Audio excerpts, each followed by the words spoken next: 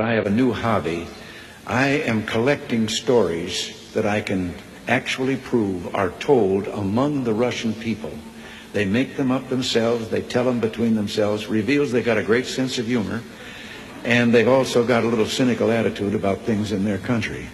The story was an American and a Russian arguing about their two countries, and the American said, look, in my country, I can walk into the Oval Office, I can pound the president's desk and say, Mr. President, I don't like the way you're running our country. And the Russian said, I can do that. The American said, you can? He says, yes.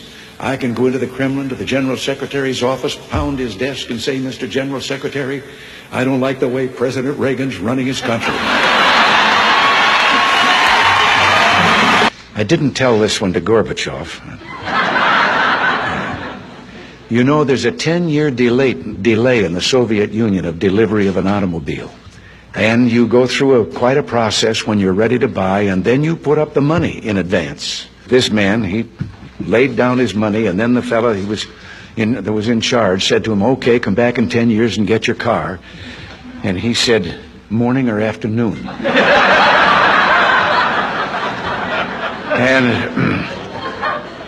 And the fellow behind the counter said, well, 10 years from now, what difference does it make? And he said, well, the plumber's coming in the morning.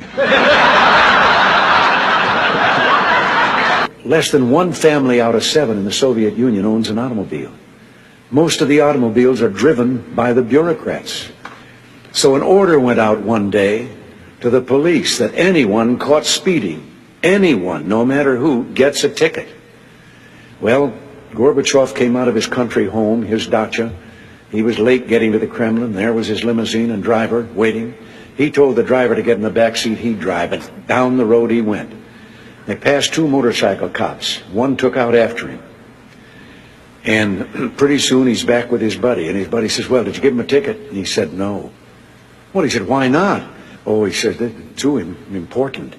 Well, he said, we're told to give anybody a ticket, no matter who it is. Oh, he said, no, this one was, well, he said, who was it? He said, I couldn't recognize him. But his driver was Gorbachev. One of the heads of state that I met with on this visit told me the story about the 2 fellows in the Soviet Union that were walking down the street, and the one of them says, have we really achieved full communism?